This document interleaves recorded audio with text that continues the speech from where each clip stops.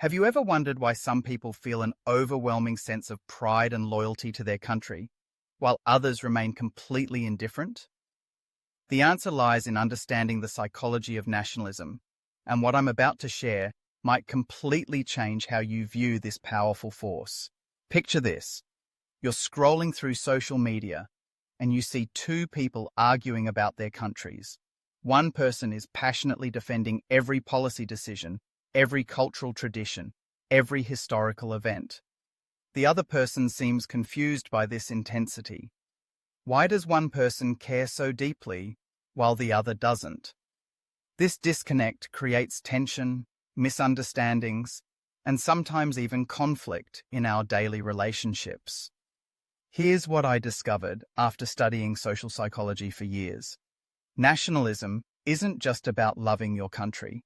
It's actually driven by three fundamental psychological needs that every human being has.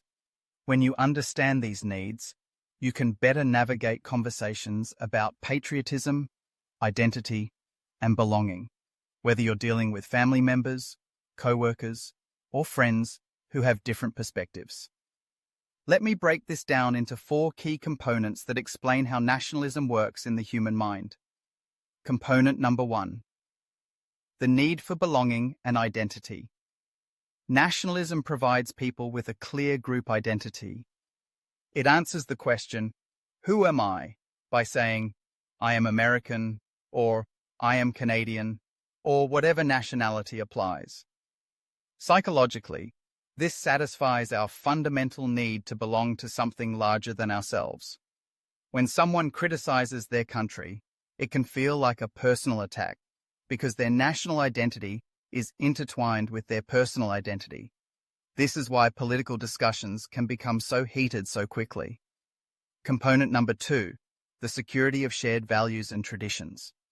Nationalism creates a framework of shared beliefs, customs, and values.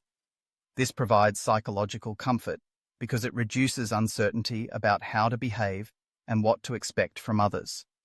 When people say they want to preserve their culture, they're really expressing a desire for predictability and social cohesion. Understanding this helps you see that resistance to change often comes from a place of seeking security, not hatred. Component number three, the power of collective achievement and pride. Humans have a psychological need to feel good about themselves and their groups. Nationalism allows people to take pride in achievements they didn't personally accomplish, like their country's Olympic victories, technological innovations, or historical accomplishments. This borrowed pride boosts self-esteem and creates positive emotions. It's why people say "we won" when their national sports team succeeds, even though they never played a single game. Component number four, the protection mechanism against existential anxiety. This is the deepest level. Nationalism can serve as a buffer against the anxiety that comes from contemplating mortality and meaninglessness. By connecting to something that feels permanent and significant, like a nation with centuries of history, people feel less alone and more purposeful. Their individual life becomes part of a larger, ongoing story. Now, I know what you might be thinking. This sounds like you're making excuses for extreme nationalism or ignoring its dangers. I was skeptical about this psychological approach at first too, but here's the thing.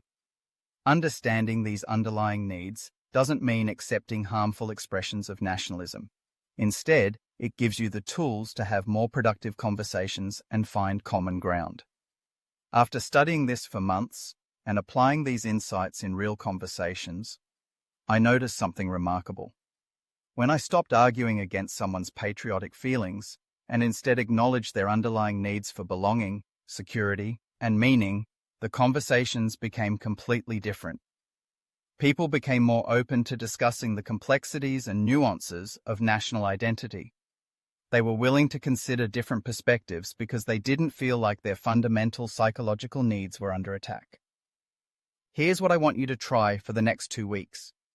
The next time you encounter someone expressing strong nationalist sentiments, whether positive or negative, pause and ask yourself, what psychological need might this person be trying to meet?